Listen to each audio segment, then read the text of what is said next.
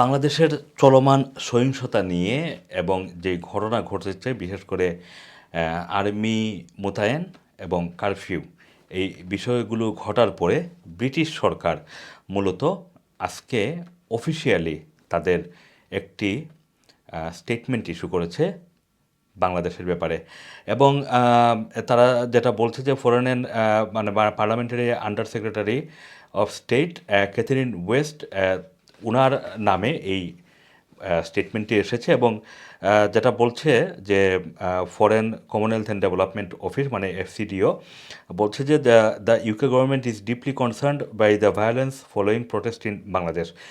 British সরকার আসলে বাংলাদেশে যেটা হচ্ছে সেটা নিয়ে তারা খুবই গভীর উদ্বেগ প্রকাশ করছে এবং এই সহিংসতার ব্যাপারে তারা তাদের উদ্বেগের কথা জানিয়েছে।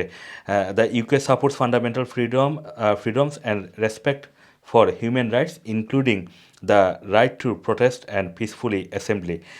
তারা এটাও বলছে যে ব্রিটেন সবসময়ই মানুষের মৌলিক অধিকার এবং যেই মানবাধিকার সেটার প্রতি রেসপেক্ট জানায় এবং মানুষের যেই প্রতিবাদ করার যেই অধিকার রয়েছে সেটাকেও তারা সম্মান জানায়, এটা তারা বলছে।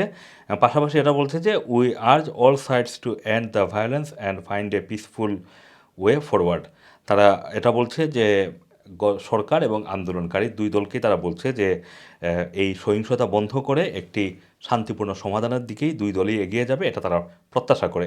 এটা কিন্তু আজকে মানে সর্বশেষ এর আগে কিন্তু 18 জুলাই এটা মূলত একটি ঘোষণা দেওয়া হয়েছিল বাংলাদেশের ভ্রমণের ব্যাপারে এবং সেটাকেই আজকে আপডেট করা হয়েছে, যেটা খুবই গুরুত্বপূর্ণ বাংলাদেশের জন্য। এবং একই সাথে ইউএস সরকারের পক্ষ থেকে বাংলাদেশের ভ্রমণের ব্যাপারে তাদের সিটিজেন যারা রয়েছেন তাদের ব্যাপারে সতর্কতা জারি করা হয়েছে। বলা হচ্ছে যে বাংলাদেশে বর্তমানে যেই মৃত্যু হত্যা এই ঘটনাগুলো ঘটছে সেটার জন্য তারা তাদের নাগরিকদের বলছে যে বাংলাদেশের ভ্রমণের ব্যাপারে অতিরিক্ত সতর্কতা অবলম্বন করতে হবে।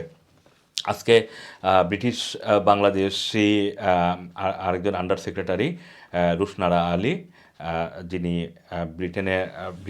ব্রিটেনের বর্তমান সরকারের একজন আন্ডার সেক্রেটারি ক্যাটাগরির মিনিস্টার এবং পাশাপাশি তিনি 5বারের এমপি, তিনিও কিন্তু যেহেতু তিনি বলছিলেন যে তিনি তার foreign and Commonwealth and development অফিসের পক্ষ থেকে একটি অফিসিয়াল স্টেটমেন্ট ইস্যু করা হবে, কিন্তু পাশাপাশি তিনি যেহেতু যেই বাড়ার প্রতিনিধিত্ব করছেন বা যেই আসনের প্রতিনিধিত্ব করছেন পার্লামেন্টে, সেখানকার বেশিরভাগ বাসিন্দা বাংলাদেশি, তাদের কনসার্ন তিনি তিনি আমলে নিচ্ছেন এবং তিনি বলছেন যে তাদের যদি কোনো ধরনের কোনো বাসিন্দা, তাদের পরিবার যদি এই বাংলাদেশে চলমান সহিংসতায় এফেক্টেড হন তাহলে যেন তার আসনের ভিতরের হলে তার সাথে যোগাযোগ করার জন্য তিনি সেই সাপোর্ট দিবেন। এটি খুবই আন্তরিকতার সাথে তিনি বলেছেন এবং তিনি বাংলাদেশের এই চলমান সংকট নিরসনে একটি সুন্দর সমাধানের দিকে যাবে, এটাও তিনি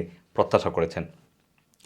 এছাড়া ভারত এর আগে বলেছে যে বাংলাদেশের অভ্যন্তরীণ বিষয়, তবে তারা তাদের নাগরিকদেরকে ফিরিয়ে নিচ্ছে। আজকে যেমন সর্বশেষ খবরে দেখতে পাচ্ছিলাম যে ভারতীয় নাগরিক যারা বাংলাদেশে রয়েছেন তাদেরকে ফিরিয়ে নেওয়া হচ্ছে তাদের দেশে। 245 জন নাগরিক আজকে বিভিন্ন স্থলবন্দর হয়ে ভারতে ফিরে গিয়েছেন। এটা হচ্ছে আজকের দিনের সর্বশেষ খবর। এরপরে হয়তো আরও ভারতীয় যারা ছিলেন তারা হয়তো ভারতে ফিরে গিয়েছেন, তবে ভারতের একটি গণমাধ্যমের মাধ্যমে আপডেট হচ্ছে এটি।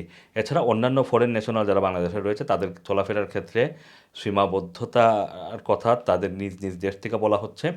ব্রিটিশ নাগরিক যারা বাংলাদেশে রয়েছেন তাদেরকে বলা হচ্ছে যে বাংলাদেশে যারা এই মুহূর্তে রয়েছেন তাদেরকে অবশ্যই চলাফেরার ক্ষেত্রে লোকাল যে গাইডেন্স রয়েছে, লোকাল প্রশাসনের যে গাইডেন্স রয়েছে সেটাকে মেনে চলতে হবে, এটা তাদের পরামর্শ। এছাড়া ব্রিটিশ বাংলাদেশি নাগরিক কিন্তু একটি মারাত্মক কনসার্নের মধ্যে রয়েছেন, কারণ জুলাই হলিডে স্টার্ট হয়েছে, অনেকেই বাংলাদেশে যাওয়ার পরিকল্পনা করেছিলেন।